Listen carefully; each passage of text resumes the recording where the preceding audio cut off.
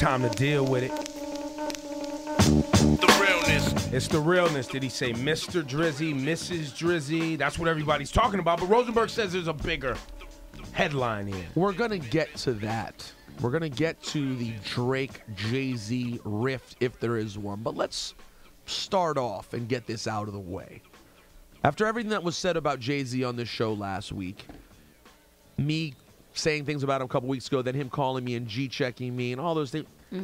Let's just get this out of the way, because people are going to call me a D-rider and a flip-flopper. Let's just be clear. That's what you are. Shut up, Side. Jay-Z bodied that verse. I just want to be 100% clear. The Jay that I gave a hard time to after his album came out, because I thought there were some questionable lines, and I don't love things like, this do say is the ish, if I do say so myself.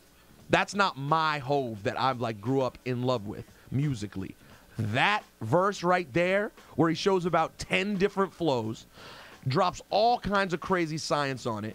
Syfe, you said you're hearing extra mathematics he's kicking on there? Yeah, there's a lot of 5% talk on there. A lot of crazy 5% talk on there. There's just something about that verse that, to me, is like vintage 2003, a finely aged Jay-Z verse. Perfect. Now, so I'm a fan, call me a D-rider, get out of the way. That's Hove, at doing what only greats can do on that song. And Jay Electronica, phenomenal, so happy that dude's back making music again. Now, let's talk about the diss.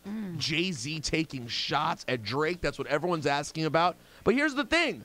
Jay doesn't say anything that crazy that's not recoverable on the verse, except if he says Mrs. Drizzy at the beginning of the verse.